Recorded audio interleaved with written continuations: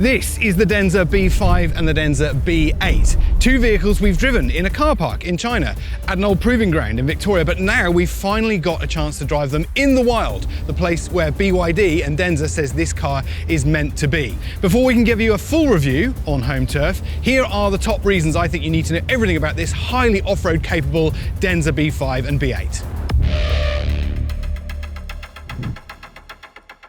Whether you go for the B8 or the B5, both have a very unusual type of powertrain, a plug-in hybrid system which is coupled with a 4-cylinder turbocharged petrol engine. Under the bonnet of the B8, it's a 2-litre, and under the bonnet of the B5, it's a 1.5. The outputs are pretty impressive. This thing makes 425 kilowatts and 760 newton meters, and that thing is almost the same, 400 kilowatts and the same torque. Both models have a pair of electric motors with one on each axle for all-wheel drive, and while the petrol engine can send some torque directly to the front wheels, its job is primarily to generate electrical power for those motors. This, says Denza, gives the B5 and B8 some distinct advantages off-road, while offering good efficiency when on the road. Those looks aren't just for show, and under the skin of both Denzas, there are proper all-terrain features. Included as standard is a low-range gearbox, front and rear locking differentials for the B5, a maximum wading depth of 890mm for the B8, while adaptive dampers can raise the ground clearance to 310mm for both. You don't get something for nothing though, these guys are both heavy. The B5 about 3 tons and this thing nearly 3.3 tons. The upside though, they can tow. The B5 can tow up to 3,000 kilos and this has the industry standard of 3.5 tons. And the good news is they both get a tow bar and 12-pin plug as standard.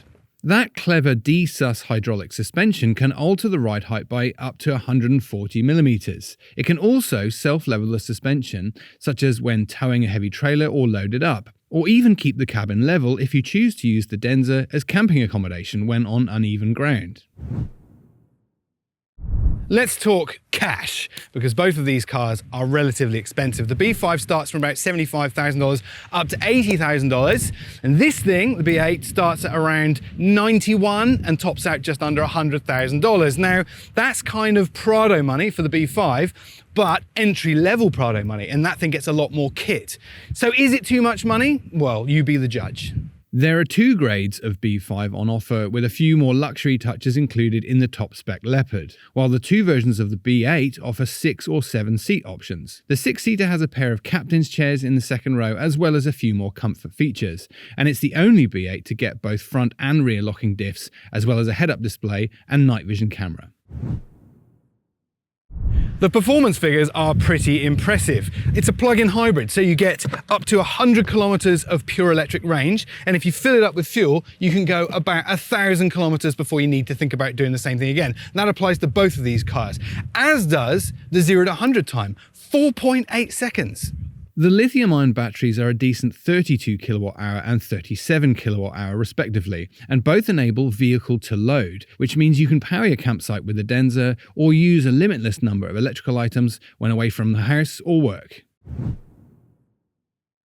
There are frankly a ridiculous number of drive modes. On this little wheel here I have access to 3 different on-road modes, and over here I have another wheel which tops those number of driving modes up to 18, including intelligent, snow, sand, mud, mountain, rock, wade, and my 2 favourite, race and, wait for it, rage. Rage.